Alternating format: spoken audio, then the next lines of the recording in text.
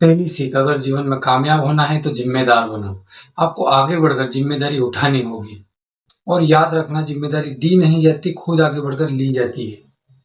जब राम रावण के युद्ध में लक्ष्मण मूर्छित हुए, तब राम विलाप करते हुए कहते हैं, हे लक्ष्मण, मैं अयोध्या जाकर क्या मुंह दिखाऊंगा कि मैं अपनी पत्नी को ढूंढने के चक्कर में अपने भाई को खो दिया।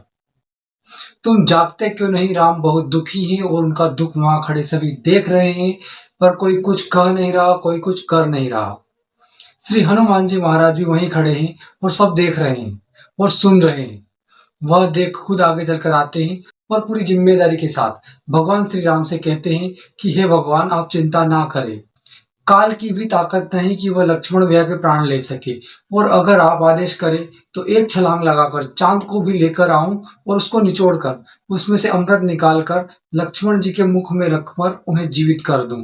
हे प्रभु, आप आज्ञा दे तो एक ही छलांग में धरती को फाड़कर पाताल लोक से, जहां सर्पदेव अमृत कुंड की रक्षा करते हैं, वहां से अमृत ले आऊं और उस अमृत से भगवान लक्ष्मण को जीवित कर दूं।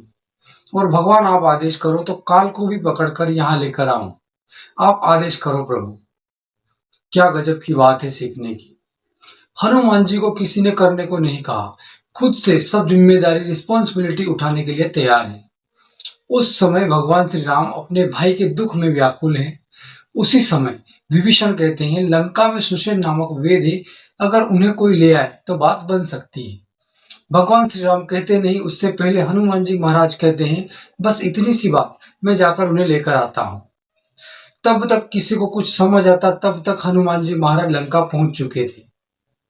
सब सो गए हैं। अगर वेदराज जी से रिक्वेस्ट करूंगा अगर चलने की, तो शायद ये मानेंगे नहीं।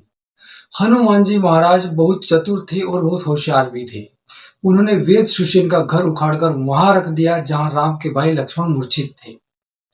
हनुमान जी महाराज ने कहा, वेदराज की दवा की। सुषेण लक्ष्मण जी की नब्ज देखते हैं और कहते हैं, करीब करीब असंभव है। हनुमान जी फिर आगे आते हैं, अपनी जिम्मेदारी उठाते हुए कहते हैं, आप कहिए तो सही, क्या करना पड़ेगा? तभी वेदराज कहते हैं, अति दूर उत्तर दिशा में हिमालय पर्वत पर संजीवनी नामक औषधि है, उसे लाना होगा। हनुमान जी महाराज अपनी जिम्मेदारी के साथ कहते हैं, बस इतना ही, अभी जाकर लेकर आता हूँ, कौन सी बड़ी बात है। तब सुषेण बड़ी चेतावनी देते हुए कहते हैं, महावीर, इस संजीवनी बूटी को प्रातः काल सूर्य उदय से पहले लाना होगा। सूर्य उदय से पहले अगर लक्ष्मण के मुंह में उस औषधि की 2 बूंदी डाली जाए तो लक्ष्मण जी बच सकते हैं, परंतु सूर्य उदय के बाद यह औषधि किसी काम की नहीं। हनुमान जी बिना एक सेकंड गवाए श्री राम भगवान से जाने के लिए आशीर्वाद लेते हैं। कहते हैं कि भगवान, मुझे आज्ञा दीजिए। यहाँ प्रभु श्री राम हनुमान जी महाराज से पूछते हैं, क्या हनुमान, तुम सूर्य उदय से पहले आ पाओगे? लंका से हिमालय बहुत दूर है। यहाँ हनुमान जी का आत्मविश्वास देखिए, अगर आपकी आज्ञा होगी तो जरूर आ जाऊंगा। सूर्य ने उदय होने की कोशिश की तो उसे अपने मुख में रख लूंगा, बस आप आज्ञा दीजिए। श्री हनुमान जी महाराज ने आशीर्वाद लिया और जय श्री राम कहते हुए हनुमान जी ने छलांग लगाई। देखने वाले कहते कि हनुमान जी जाते हुए दिखाई ही नहीं दिए, बस एक रेखा जाती हुई दिखाई दी। और हनुमान जी संजीवनी बूटी लेकर रात ही रात में लौट आए। इस एपिसोड में क्या सीखा? रिस्पॉन्सिबिलिटी लेना, जिम्मेदारी लेना, हर काम में आगे आना और यह कहना कि यह काम मैं करूंगा, चाहे काम कितना ही मुश्किल क्यों ना हो। और याद रखना, जिम्मेदारी कभी दी नहीं जाती, खुद आगे चलकर ली जाती है। बस यही एक सूत्र पूरी जिंदगी बदलने के लिए काफी है। अब दूसरी सीख देता हूँ। जानते हैं आप दुनिया किसको याद रखती है? जिसने कुछ बड़ा किया हो।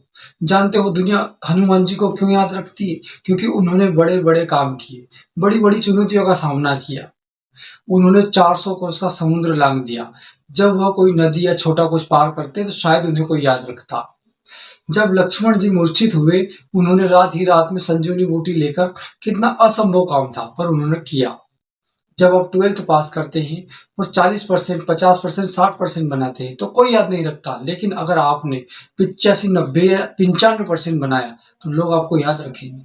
सीधी सी बात है, दुनिया बड़े काम को याद रखती है। याद रखना दोस्त, दुनिया उसी को याद रखती है जिसने कुछ बड़ा किया हो। एक चीज हमें सीखनी चाहिए हनुमान जी से, वह है हमेशा प्रसन्न रहना।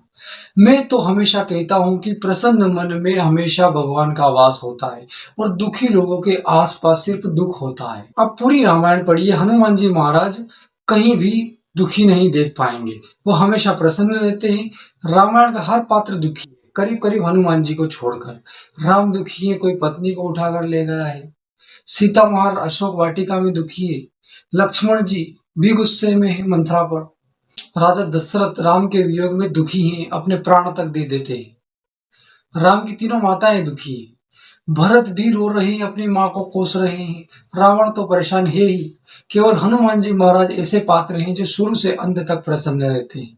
जब जामवंत जी हनुमान जी की शक्तियां याद दिलाते हैं, तब तुलसीदास जी लिखते हैं, जामवंत के वचन सुहाए, सुनि हनुमंत हृदय अति भाए। हनुमान जी बहुत खुश हो गए और अब बोले, माता सीता को खोजने का कार्य जरूर पूरा होगा, क्योंकि मेरा मन खुश है, मैं बहुत प्रसन्न हूँ। जब आप किसी काम को लेकर खुशी खुशी करते हैं, इतने प्रसन्न होकर करते हैं, तो आपका दिमाग यह सोचता ही नहीं कि ये काम होगा या नहीं, और बस वह उस काम को पूरा करने में लग जाता है। हनुमान जी महाराज अपनी सेना को कहते हैं कि आप यहीं पर विश्राम करो, तब तक मैं माता सीता का पता लगा कर आता हूँ। वह यह नहीं कहते कि मैं ट्राई करके आता हूँ, उनको अपने आप पर पूरा भरोसा है कि मैं पता लगा कर ही आऊंगा। किसी काम को खुशी खुशी करते हैं, तब आपका काम 100% और समय पर होता है। सक्सेस का सीक्रेट यही है कि हमेशा प्रसन्न मन से काम करिए। दोस्तों, वीडियो के आखिरी में एक लर्निंग देना चाहता हूँ। अच्छा शिष्य कैसे बना जाए।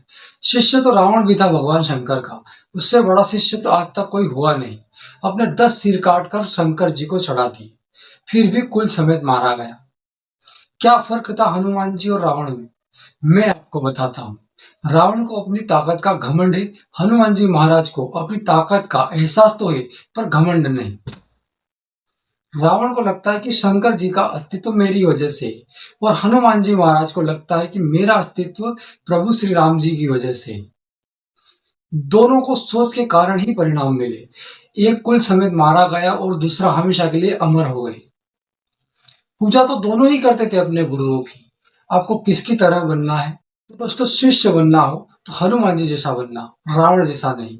यह आपकी सोच पर निर्भर करता है। साथियों, अगर वीडियो पसंद आया हो तो चैनल को सब्सक्राइब कर दें और वीडियो को सभी हनुमान भक्तों को शेयर कर दीजिए।